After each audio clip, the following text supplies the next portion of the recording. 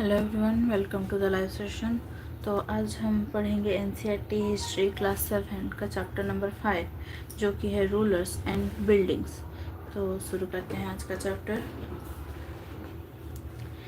Figure 1 shows the first balcony of the Qutub Minar.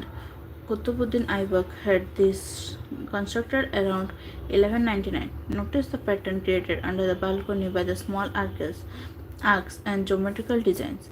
Can you see two bands of inscriptions under the balcony?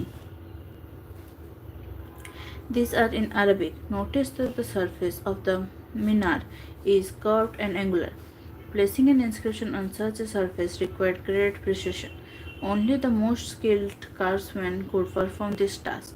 Remember that very few buildings were made of stone or brick 800 years ago. What would have been the impact of building like the Qutub Minar on observers in the 13th century? Between the 8th and the 18th centuries, kings and their officers built two kinds of structures.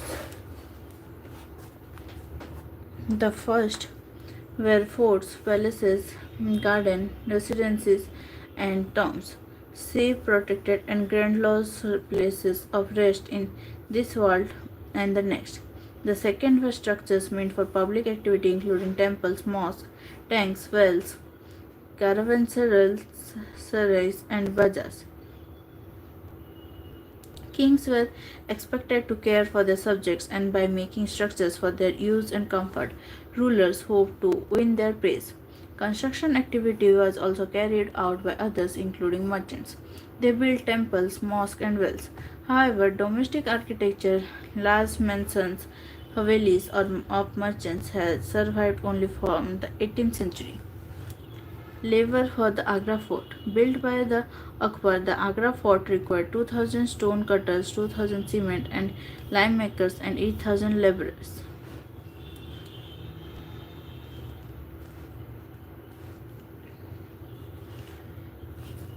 Engineering skills and constructions. Monuments provide an insights into the technologies used for construction. Take something like a roof for example. We can make this by placing wooden beams or a slab of stone across four walls. But the task becomes difficult if we want to make a large room with an elaborate superstructure. This requires more sophisticated skills. Between the 7th and 10th centuries, architects started adding more rooms, doors, and windows to buildings. Roofs, doors, and windows were still made by placing a horizontal beam across two vertical columns, a style of architecture called trebet or corbelled. Between the 8th and 13th centuries, the trebet style was used in the construction of temples, mosques, tombs, and in buildings attached to large stepped wells, boulis. Rani Ji Ki Bauri or the Queen's Step Well located in Bundi in Rajasthan is the largest among the 50 step wells that were built to meet the need for water. Known for its architectural beauty, the Bauri was constructed in 1699 CE by Rani Nathavat Ji, the Queen of Raja Anirudh Singh of Bundi.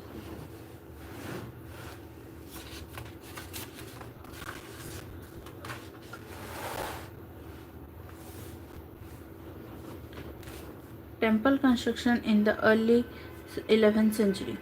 The Kanderia Mahadev temple dedicated to Shiva was constructed in 999 by the king Dhangadeva of the Chandela dynasty. Figure is the plan of the temple. An ornamented gateway led to the entrance and the main hall Mahamandapa where dances were performed. The image of the chief deity was kept in the main shrine Garbhagriha. This was the place for ritual worship where only the king, his immediate family and priests gathered. The Khajuraho complex contained royal temples where commoners were not allowed entry. The temples were decorated with elaborately carved sculptures.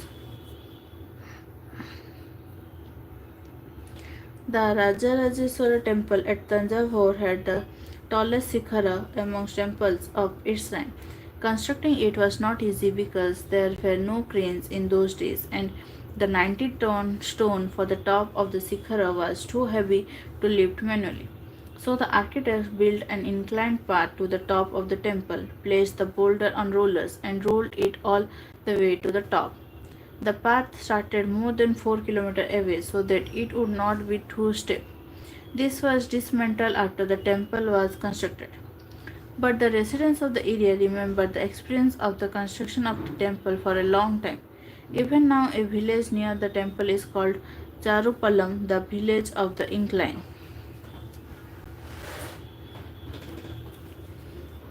Two technological and stylistic developments are noticeable from the 12th century.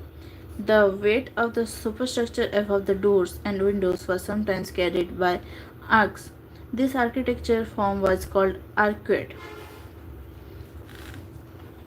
Second, limestone cement was increasingly used in construction. This was very high quality cement which, when mixed with stone chips, hardened into concrete.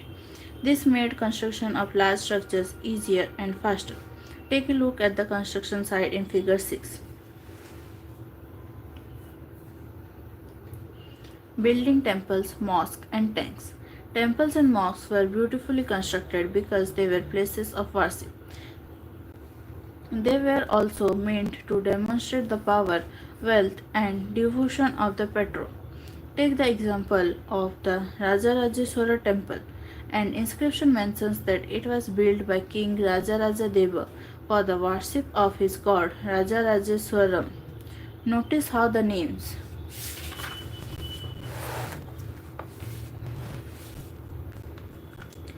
of the ruler and the god are very similar.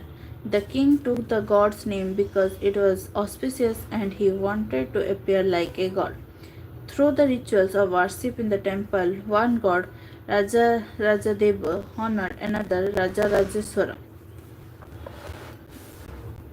a royal architect. The Mughal Emperor Shahjahan's chronicler declared that the ruler was the architect of the workshop of empire and religion.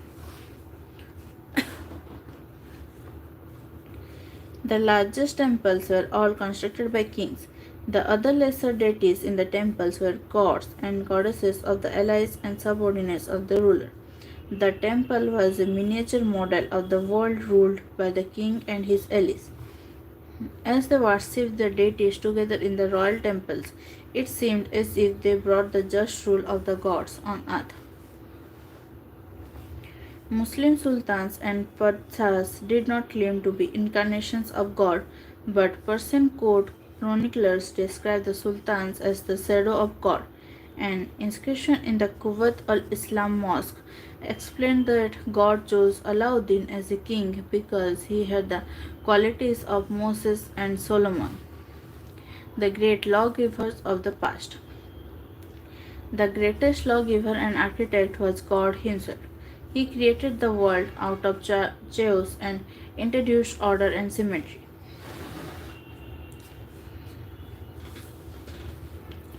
As each new dynasty came to power, kings wanted to emphasize their moral right to be rulers.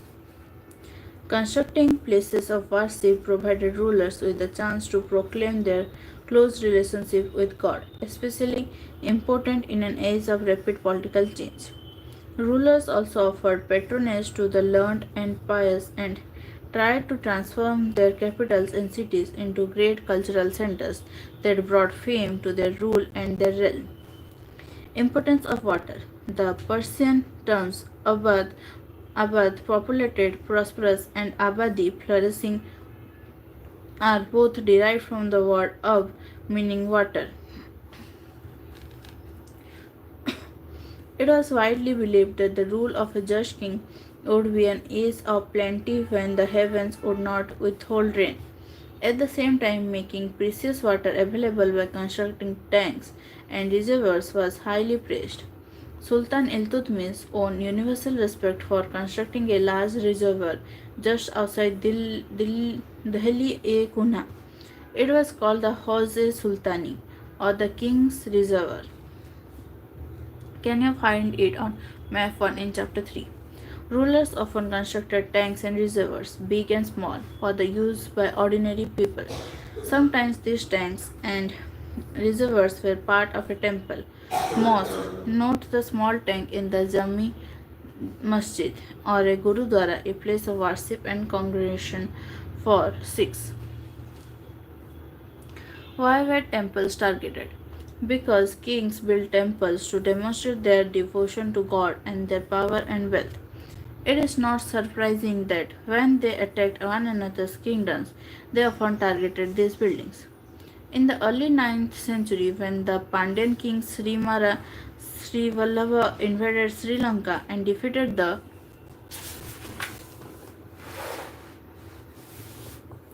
king Senavan, the Buddhist monk and chronicler Dhammamakti noted, he removed all the valuables. The statue of the Buddha made entirely of gold in the jewel palace, and the golden images in the various monasteries.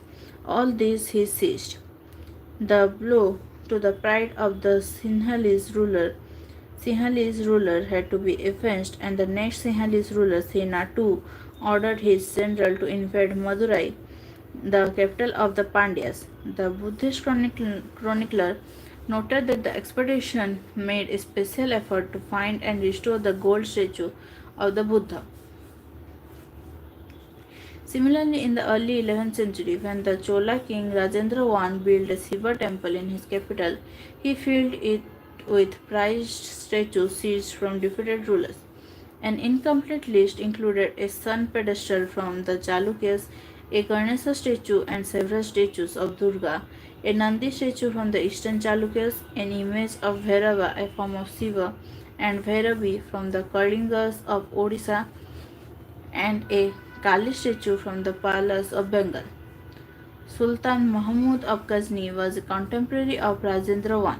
During his campaigns in the subcontinent, he attacked the temples of defeated kings and looted their wealth and idols.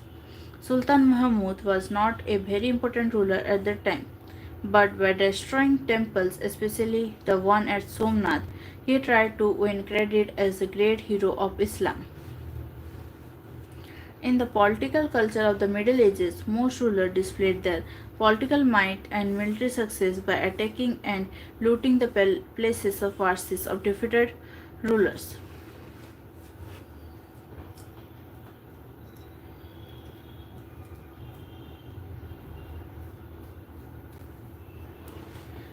Gardens, tombs, and forts. Under the Mughals, architecture became more complex. Babur, Humayun, Akbar, Jahangir, and especially Shah Jahan were personally interested in literature, art, and architecture.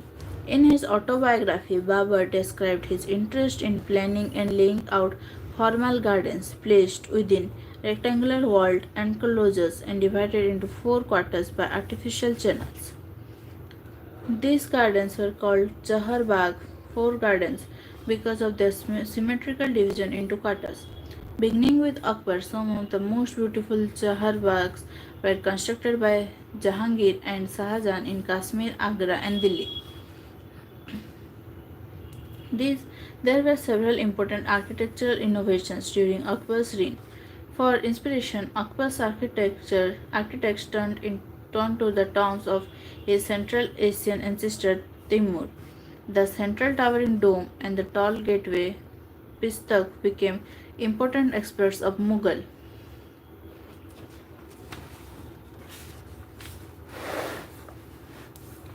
architecture. First visible in Humayun's tomb.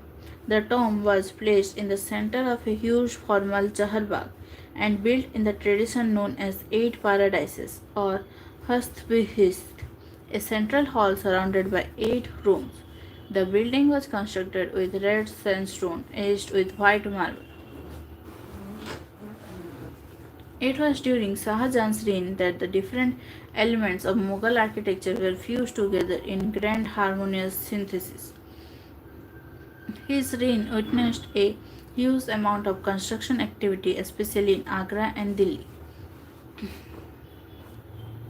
The ceremonial halls of public and private audience, Diwan-e Khas o Aam, were carefully planned. placed within a large courtyard. These courts were also described as Chihil Sultan or 40 pillared halls. Shahjahan's audience halls were specially constructed to resemble a mosque. The pedestal on which his throne was placed was frequently described as the Qibla, the direction faced by Muslims at prayer. Since everybody faced that direction when court was in session, the idea of the king as a representative of God on earth was suggested by these architectural features. The connection between royal justice and the imperial court was emphasized by Shah Jahan in his newly constructed court in the Red Fort at Delhi. Behind the emperor's throne were a series of pietra dura inlays that depicted the legendary Greek god Orpheus playing the lute. It was believed that Orpheus' music could calm ferocious beasts until they coexisted together peaceably. The construction of Shah Jahan's audience hall aimed to communicate that the king's justice would treat the high and the low as equals, creating a world where all could live together in harmony. In the early years of his reign, Shah Jahan's capital was at Agra, a city where the nobility had constructed their homes on the banks of the river Yamuna. These were set in the midst of formal gardens constructed in the Chahar Bagh format. The Chahar Bagh garden also had a variation that historians describe as the river-front garden. In this, the dwelling was not located in the middle of the Chahar Bagh, but at its edge close to the bank of the river. Shah Jahan adopted the riverfront garden in the layout of the Taj Mahal, the grandest architectural accomplishment of his reign. Here, the white marble mausoleum was placed on a terrace by the edge of the river, and the garden was to its south. Shah Jahan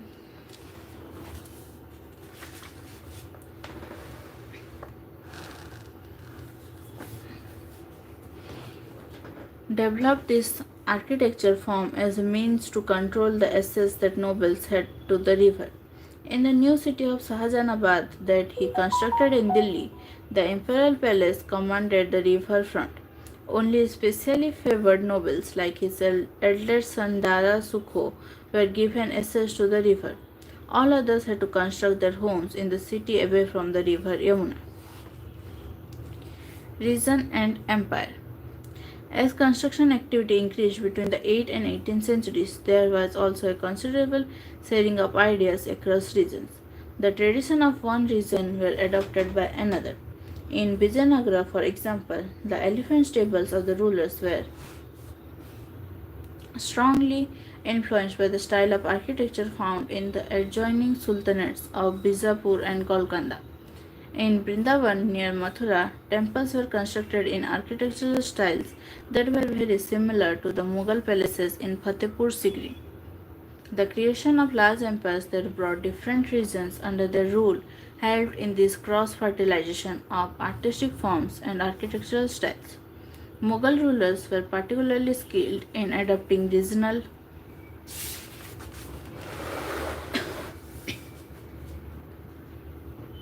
architectural styles in the construction of their own buildings. In Bengal, for example, the local rulers had developed a roof that was designed to resemble a thatched hut. The Mughals liked the Bangla dome so much that they used it in their architecture. The impact of other regions was also evident. In Akbar's capital at Fatehpur Sikri, many of the buildings show the influence of the architectural style of Gujarat and Malwa. Even though the authority of the Mughal rulers waned in the 18th century, the architectural styles developed under their patronage were constantly used and adopted by other rulers whenever they tried to establish their own kingdom. Elsewhere, churches that touched the skies. From the 12th century onwards, attempts began in France to build churches that were taller and lighter than earlier buildings. This architectural style, known as Gothic, was distinguished by high pointed arcs, the use of stained glass, often painted with scenes drawn from the Bible, and flying buttresses. Tall spires and bell towers, which were visible from a distance, were added to the church. One of the best known examples of this architecture style is the Church of Notre Dame in Paris, which was constructed through several decades in the 12th and 13th centuries.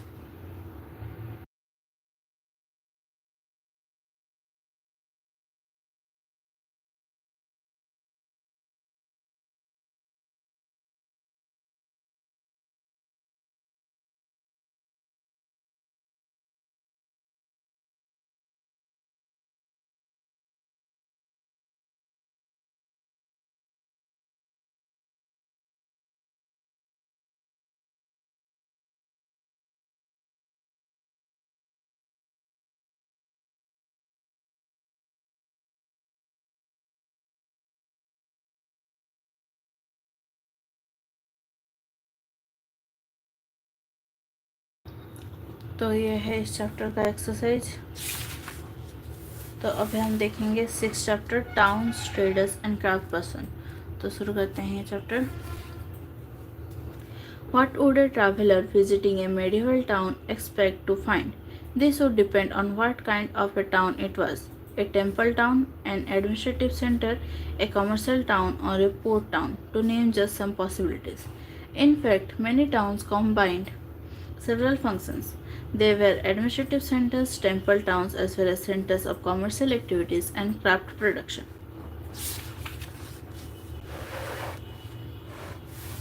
Administrative centers. You read about the Chola dynasty in chapter 2. Let's travel in our imagination to Tanjavur, the capital of the Cholas, as it was 1,000 years ago. The perennial river Kaveri flows near this beautiful town. One hears the bells of the Rajarajaswara temple built by King Rajaraja Chola. The townspeople are all praised for its architect Kunjarammalan Rajaraja Peruntechan, who has proudly carved his name on the temple wall. Inside is a massive Sivalinga. Besides the temple, there are palaces with mandapas or pavilions. Kings hold court in these mandapas, issuing orders to their subordinates. There are also barracks for the army. The town is bustling with markets selling grain, spices, cloth, and jewelry.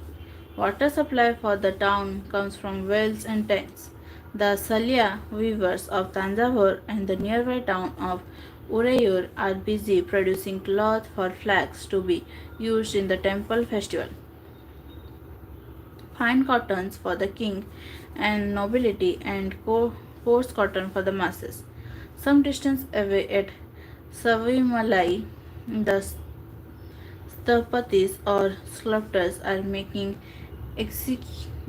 exquisite bronze idols and tall ornamental bell metal lamps. Temple towns and pilgrimage centers. Tanjavur is also an example of a temple town. Temple town represent a very important pattern of urbanization, the process by which city develop. Temples are often central to the economy and society. Rulers build temples to demonstrate their devotion to various deities. They also endow temples with grants of land and money to carry out elaborate rituals, feed pilgrims and priests, and celebrate festivals. Pilgrims who flocked to the temples also made donations. Bronze, bell metal, and the lost wax technique. Bronze is an alloy containing copper and tin. Bell metal contains a greater proportion of tin than other kinds of bronze. This produces a bell-like sound. Chola bronze statues were made using the lost wax technique. First, an image was made of wax. This was covered with clay and allowed to dry. Next, it was heated and a tiny hole was made in the clay cover. The molten wax was drained out through this hole. Then molten metal was poured into the clay mold through the hole. Once the metal cooled and solidified, the clay cover was carefully removed and the image was cleaned and polished. What do you think were the advantages of using this technique? Temple authorities used their wealth to finance trade and banking. Gradually, a large number of priests, workers, artisans, traders, etc., settled near the temple to cater to its needs and those of the pilgrims. Thus grew temple towns. Towns emerged around temples such as those of Bhilsa or Vidisa in Madhya Pradesh and Somnath in Gujarat. Other important temple towns included Kanchipuram and Madurai in Tamil Nadu and Tirupati in Andhra Pradesh. Pilgrimage centers also slowly developed into townships. Brindavan, Uttar Pradesh, and Tiruvannamalai, Tamil Nadu are examples of two such towns. Ajmer, Rajasthan was the capital of the Chauhan kings in the 12th century and later became the Suba headquarters under the Mughals. It provides an excellent example of religious coexistence. Khwaja Muinuddin Chishti, the celebrated Sufi saint who settled there in the 12th century, attracted devotees from all creeds. Near Ajmer is a lake, Puskar, which has attracted pilgrims from ancient times. A network of small towns. From the 8th century onwards, the subcontinent was dotted with several small towns. These probably emerged from large villages. They usually had a mandapika or mandi of later times, to which nearby villages brought their produce to sell. They also had market streets called Haat of later times, lined with shops. Besides, there were streets for different kinds of artisans such as potters, oil pressers, sugar makers, toddy makers, smiths, stonemasons, etc. While some traders lived in town, others traveled from town to town. Many came from far and near to this town to buy local articles and sell products of distant places like horses, salt, camphor, saffron, betel nut, and spices like pepper. Usually, a Samanta or in later times a Jamindar built a fortified palace in or near these towns. They levied taxes on traders, artisans, and articles of trade, and sometimes donated the right to collect these taxes to local temples, which had been built by themselves or by rich merchants. These rights were recorded in inscriptions that have survived to this day. Taxes on markets. The following is a summary from a 10th century inscription from Rajasthan which lists the dues that were to be collected by temple authorities. There were taxes in kind on sugar and jaggery, dyes, thread and cotton, on coconut, salt, areca nuts, butter, sesame oil, on cloth. Besides, there were taxes on traders, on those who sold metal goods, on distillers, on oil, on cattle fodder, and on loads of grain. Some of these taxes were collected in kind, while others were collected in cash. Find out more about present day taxes on markets. Who collects these? How are they collected, and what are they used for? Traders, big and small. There were many kinds of traders. These included the Banjaras. Several traders, especially horse traders, formed association with headmen who negotiated on their behalf with various who bought horses. Since traders had to pass through many kingdoms and forests, they usually traveled in caravans and formed guilds to protect their interests. There were several such guilds in South India from the 8th century onwards, the most famous being the Manigramam and Nanadesi. These guilds traded extensively both within the peninsula and with Southeast Asia and China. There were also communities like the Chettiars and Marwari Oswal who went on to become the principal trading groups of the country. Gujarati traders included the communities of Hindu Banyas and Muslim Bohras, traded extensively with the ports of the Red Sea, Persian Gulf, East Africa, Southeast Asia, and China. They sold textiles and spices in these ports and in exchange brought gold and ivory from Africa and spices, tin, Chinese blue pottery, and silver from Southeast Asia and China. The towns on the west coast were home to Arab, Persian, Chinese, Jewish, and Syrian Christian traders.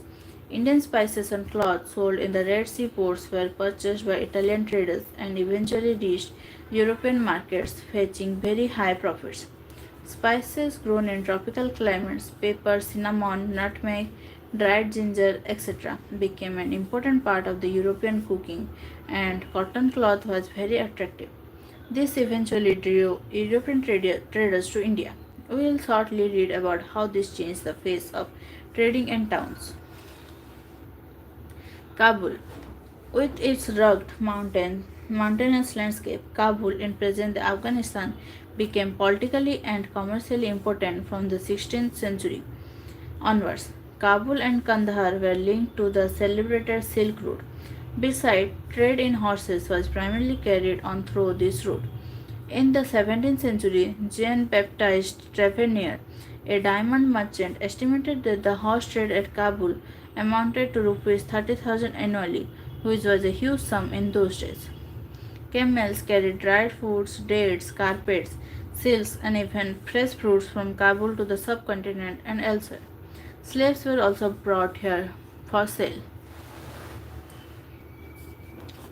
Crafts in town. The craftspersons of Bidar were so famed for their inlay work in copper and silver that it came to be called Bidri. The Panchalas or Vishwakarma community, consisting of goldsmiths, bronzesmiths, blacksmiths, masons, and carpenters, were essential to the building of temples. They also played an important role in the construction of palaces, big buildings, tanks, and reservoirs. Similarly, weavers such as the Salyar or Kaikolars emerged as prosperous communities, making donation to the temples. Some aspects of cloth making like cotton, cleaning, spinning, and dyeing became specialized and independent crafts.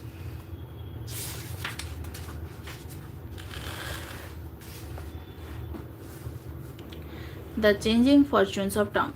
Some towns like Ahmedabad, Gujarat went on to become major commercial sites, but others like Tanjore shrank in size and importance over the centuries. Murshidabad, West Bengal, on the banks of the Bhagirathi, which rose to prominence as a center for sales and became the capital of Bengal in 1704, declined in the course of the century as the weavers faced competition from cheap mill-made cloth from England. A closer look: Hampi, Moslipatnam, and Surat. The architectural splendor of Hampi. Hampi is located in the Krishna Tungabhadra basin, which formed the nucleus of the Vijayanagara Empire, founded in 1336. The magnificent ruins at Hampi reveal a well fortified city. No mortar or cementing agent was used in the construction of these walls, and the technique followed was to wedge them together by interlocking. A fortified city. This is how a Portuguese traveler Domingo Paes described Hampi in the 16th century. At the entrance of the gate where those pass who come from Goa, this king has made within it a very strong city, fortified with walls and towers. These walls are not like those of other cities, but are made of very strong masonry, such as would be found in few other parts, and inside very beautiful rows of buildings made after their manner with flat roofs. Why do you think the city was fortified? During their rule, the Vijayanagar rulers took keen interest in building tanks and canals. The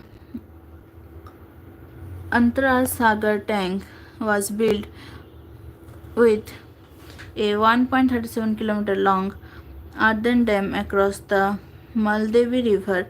Krishnadeva built a large stone embankment between two hills to create a massive lake near Vijayanagara, from which water was carried through aqueducts and channels to irrigate fields and gardens. The architecture of Hampi was distinctive. The buildings in the royal complex had splendid arcs, domes, and pillared halls with niches for holding sculptures. They also had well planned orchards and pleasure gardens with sculptural motifs such as the lotus and corbels. In its heyday in the 15th-16th century, Hampi bustled with commercial and cultural activities.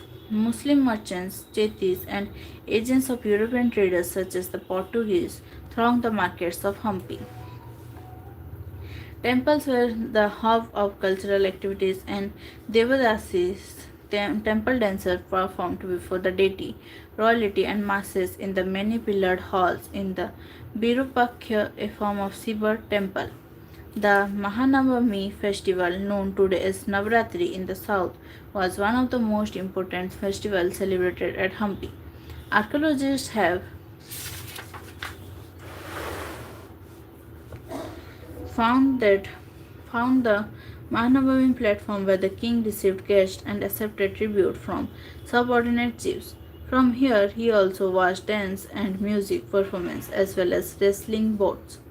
Hampi fell into ruin following the defeat of Vijayanagara in 1565 by the Deccani Sultans, the ruler of Golconda, Bijapur, Ahmednagar, Berar, and Bidar. A gateway to the west, Surat. Surat in Gujarat was the emporium of western trade during the Mughal period, along with Cambay, present-day Khambat, and somewhat later. Emporium, a place where goods from diverse production centers and are bought and sold. Surat was the gateway for the trade with West Asia via the Gulf of Ormuz. Surat had also been called the gate to Mecca because many pilgrim ships set sail from here. The city was cosmopolitan and people of all castes and creeds lived there. In the 17th century, the Portuguese, Dutch, and English had their factories and warehouses at Surat. According to the English Chancellor Ovington, who wrote an account of the port in 1689, on average 100 ships of different countries could be found anchored at the port at any given time. There were also several retail and wholesale shops selling cotton textiles. The textiles of Surat were famous for their gold lace borders, jari, and had a market in West Asia, Africa, and Europe. The state built numerous rest houses to take care of the needs of people from all over the world who came to the city. There were magnificent buildings and innumerable pleasure parks. The Kathiawar Seths or Mahajans, money changers, had huge banking house at Surat. It is noteworthy that the Surat Hundis were honored in the far-off markets of Cairo in Egypt, Basra in Iraq, and Antwerp in Belgium. Hundi is a note recording a deposit made by a person. The amount deposited can be claimed in another place by presenting the record of the deposit. However, Surat began to decline towards the end of the 17th century. This was because of many factors: the loss of markets and productivity because of the decline of the Mughal Empire, control of the sea routes by the Portuguese, and competition from Bombay, present-day Mumbai, where the English East India Company shifted its headquarters in 1668. Today, Surat is a bustling commercial center. Fishing in troubled waters. Moslippatnam. The town of Moslippatnam or Machilipatnam, literally fish port town, lay on the delta of the Krishna River. In the 17th century, it was a center of intense activity. Both the Dutch and English East India Companies attempted to control Moslippatnam as it became the most important port on the Andhra coast. The fort at Moslippatnam was built by the Dutch. A poor fisher town. This is a description of Moslippatnam by William Method, a factor of the English East India Company in 1620. Factor, official in charge of trading activities of the European trading companies. This is the chief port of Golconda, where the Right Worshipful East India Company have their agent. It is a small town but populous, unwalled, ill-built, and worse situated. Within all the springs are breakage. It was first a poor fisher town. Afterwards, the convenience of the road a place where ships can anchor, made it a residence for merchants, and so continues since our and the Dutch nation frequented this coast. Why did the English and the Dutch decide to establish settlement in Muslim Patna? The Qutub Shahi rulers of Golconda imposed royal monopolies on the sale of textiles, spices, and other items to prevent the trade passing completely into the hands of various East India companies. Fierce Price competition among various trading groups, the Golconda nobles, Persian merchants, Telugu committee, Chetis, and European traders made the city populous and prosperous. As the Mughals began to extend their power to Golconda, their representative, the governor Mir Jumla, who was also a merchant, began to play off the Dutch and the English against each other. In 1687, Mughal Emperor Aurangzeb annexed Golconda. This caused the European companies to look for alternatives. It was a part of the new policy of the English East India Company that it was not enough if a port had connection with the production centers of the hinterland. The new company trade centers, it was felt, should combine political, administrative, and commercial rules. As the company traders moved to Bombay, Kolkata, present-day Kolkata, and Madras, present-day Chennai, Moslippatnam lost both its merchants and prosperity and declined in the course of the 18th century, being today nothing more than a dilapidated little town. New towns and traders. In the 16th and 17th centuries, European countries were searching for spices and textiles, which had become popular both in Europe and West Asia. The English, Dutch, and French formed East India companies in order to expand their commercial activities in the East. Initially, great Indian traders like Mullah Abdul Ghaffur and Virji Vora, who owned a large number of ships, competed with them. However, the European companies used their naval power to gain control of the sea trade and forced Indian traders to work as their agents. Ultimately, the English emerged as the most successful commercial and political power in the subcontinent. The spurt in demand for goods like textiles led to a great expansion of the crafts of spinning, weaving, bleaching, dyeing, etc., with more and more people taking them up. Indian textiles designs became increasingly refined. However, this period also saw the decline of the independence of craftspersons. They now began to work on a system of advances which meant that they had to weave cloth which was already promised to European agents. Weavers no longer had the liberty of selling their own cloth or weaving their own patterns. They had to reproduce the designs supplied to them by the company agents. The 18th century saw the rise of Bombay, Calcutta, and Madras, which are nodal cities today. Crafts and commerce underwent major changes as merchants and artisans, such as weavers, were moved into the black towns established by European companies within these new cities. The blacks or native traders and craftspersons were confined here, while the white rulers occupied the superior residences of Fort St. George in Madras or Fort St. William in Calcutta. The story of crafts and commerce in the 18th century will be taken up next year.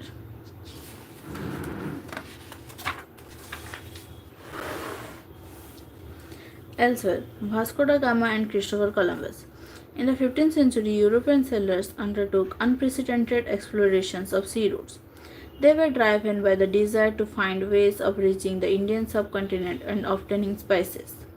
Vasco da Gama, a Portuguese sailor, sailed down the African coast, went round the Cape of Good Hope, and crossed over to the Indian Ocean. His first journey took more than a year. He reached Calicut in 1498 and returned to Lisbon, the capital of Portugal, the following year. He lost two of his forces, and of the 170 men at the start of the journey, only 54 survived. In spite of the obvious hazards, the routes that were opened up proved to be extremely profitable, and he was followed by English, Dutch, and French sailors. The search for sea routes to India had another unexpected fallout. On the assumption that the earth was round, Christopher Columbus, an Italian, decided to sail westwards across the Atlantic Ocean to find a route to India. He landed in the West Indies, which got their name because of this confusion. In 1492, he was followed by sailors and conquerors from Spain and Portugal, who occupied large parts of Central and South Africa, often destroying earlier settlements in the area. तो इसी के साथ हमारा ये chapter ख़त्म होता है और ये है इस चैप्टर का एक्सरसाइज।